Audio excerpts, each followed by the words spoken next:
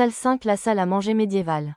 Au cours de la période comprise entre le 5e et le 15e siècle, communément appelée Moyen Âge, la salle à manger était plutôt un espace ouvert et improvisé, suffisamment grand pour accueillir les invités et dans lequel, selon les besoins, on installait diverses tables avec des chaises, des fauteuils et des bancs. La salle à manger, comprise comme une pièce exclusivement réservée aux repas, a connu son développement et sa définition à la Renaissance. Ainsi, dans les maisons féodales, les grandes salles ou les jardins étaient utilisés pour organiser de grands banquets en l'honneur de personnalités importantes, d'événements ou de fêtes du calendrier civil ou religieux.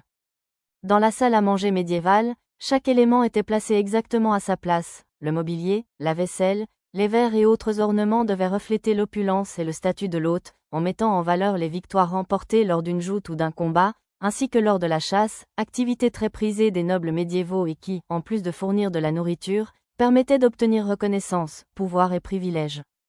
Les trophées de cette activité, consistant en des têtes ou des corps entiers d'animaux empaillés, étaient exposés dans les grandes salles pour montrer la bravoure et l'astuce de ceux qui les avaient obtenus, renforçant ainsi le message de position, de richesse et d'habileté à la chasse.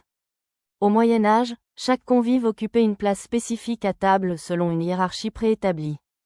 L'hôte était placé à une table à part, surélevé par rapport aux autres invités, et les autres convives étaient assis de chaque côté. Avec l'apparition des tables fixes dans les villes italiennes et flamandes, la place de l'hôte fut placée en bout de table, où l'on disposait des chaises plus grandes et plus élégantes.